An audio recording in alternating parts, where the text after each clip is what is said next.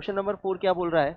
N engine pumps water continuously through a hose, water leave the hose with the velocity of v and m is the mass per unit length. m क्या है? Mass per unit length. What is the rate at which the kinetic energy is imparted to the water? ठीक, what is the rate at which kinetic energy is imparted to the water? ठीक है, तो kinetic energy की rate कितनी हो जाएगी? Half M we square divided by D T, लिख सकते हैं। ठीक, अब ध्यान से देखें अगर हम लोग, तो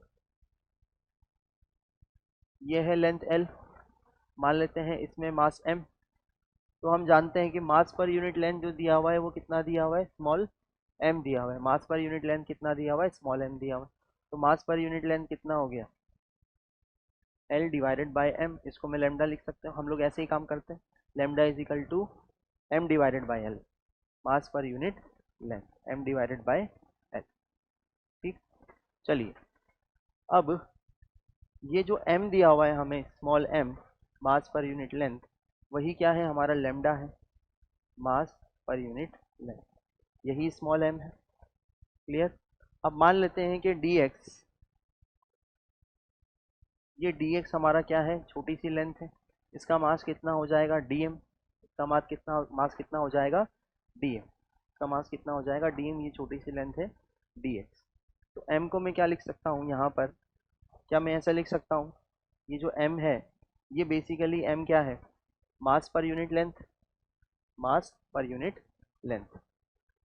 तो क्या मैं ऐसा कर सकता हूँ कि dm is equal to mass per unit length, जिसको मैंने m से रिप्रेजेंट किया, वैसे हम लेमडा से रिप्रेजेंट करते हैं, यहाँ पर m से रिप्रेजेंट किया है, mass per unit length into dx।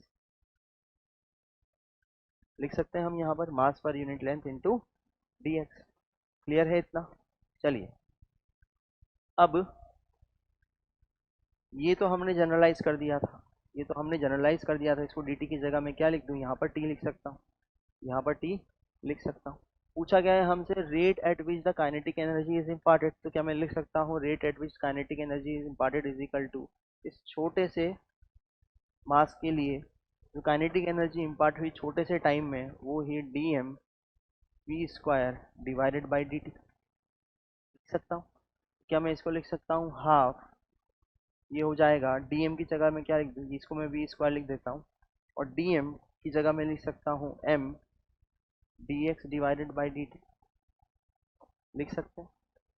तो इसके लिए मैं लिख सकता हूँ half V square M D X divided by D T. क्या हो जाएगा? वी, क्योंकि ये जो है वो इसी डायरेक्शन में वी वेलोसिटी से जा रहा होगा। क्लियर? तो कितना हो जाएगा? Half V square, sorry half M V cube, half M V cube हमारा क्या आ जाएगा? आंसर। ये क्या है?